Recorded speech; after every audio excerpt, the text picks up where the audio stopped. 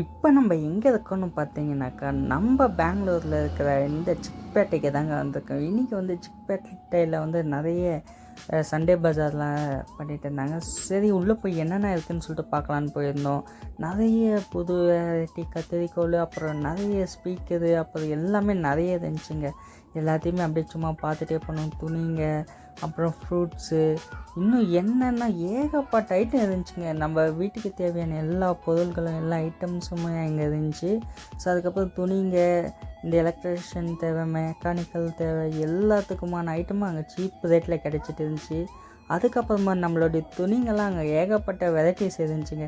அதுக்கப்புறமா உள்ளே இன்னும் போக போக ஒரு நாள் ஃபுல்லாக சுற்றினாலுமே அதை பார்த்து முடிக்க முடியாது, அவ்வளோ வெரைட்டிஸான இதெல்லாம் இருந்துச்சு. அங்கே பார்த்தீங்கன்னா மீன் கூட விற்றுட்டு இருந்தாங்க. ஸோ நீங்கள் யாருன்னா வந்து சிக்பேட்டைக்கு போய் ஏதாச்சும் வாங்கியிருக்கீங்களா அப்படின்னு சொல்லிட்டு மறக்காமல் கமெண்ட் பண்ணுங்கள். அப்படியே ஒரு லைக் போட்டுருங்க.